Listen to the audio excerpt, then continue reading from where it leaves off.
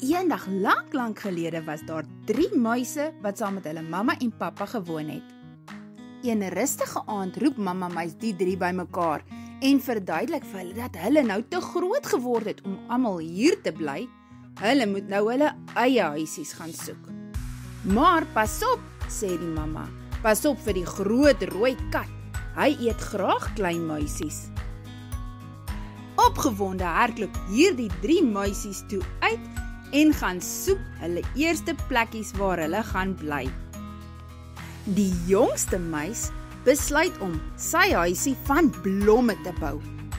Dit is so mooi en dit ruik so lekker. Maar dit is nie die sterkste ding wat 'n mens kan gebruik om 'n huisie mee te bou nie. Sommer vinnig is hy klaar en hy sit lekker voor sy pragtige huisie en speel op sy fluit.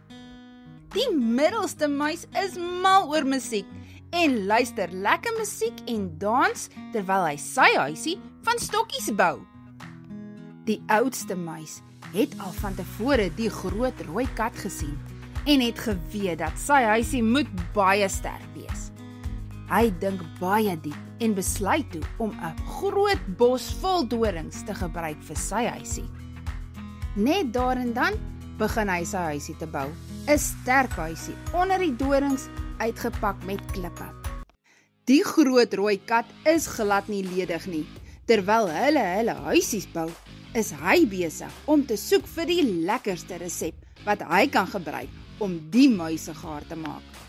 Dit is glad nie lank nie, of hy kom by die jongste muis se blommetjies huisie aan. Dis pragtig en hy trek 'n diep asem in om te ruik die heerlike geure van die blommetjies. Hy begin nies. Hy nies en hy nies en hy nies en hy kry nie opgehou nies nie en daar waai die hele blommetjieshuis weg. Die jongste muis hardloop toe so vinnig as wat sy kort beentjies hom kan dra, na sy middelboetie se huis toe. Die kat is kort op sy spoor. Hy gee 'n groot sprong en land reg langs die houthuisie. Daar val al die stokkies uitmekaar uit, want ongelukkig was die huisie ook nie baie sterk gebou nie. Gelukkig is hulle oudste boetie se huis nie baie ver nie. Hulle hardloop so gou as moontlik daartoe en vinnig in die huis in. Hulle slat die deur toe en gee 'n diep sug van verligting toe hulle agterkom dat die kat buite is en hulle binne. Maar dit was nie lank nie of hulle hoor die kat buite rondstap. Maar die oudste boetie muis was goed voorberei.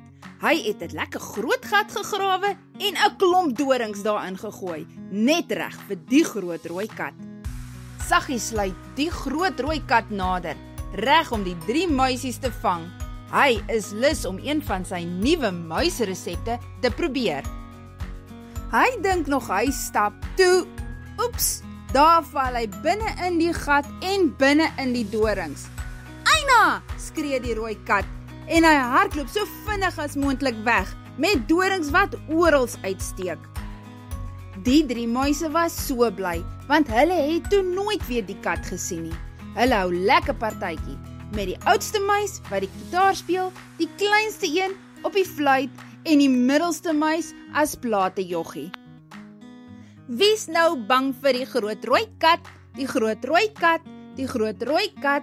Wie's nou bang vir die groot rooi kat? Nie ons nie. Die einde.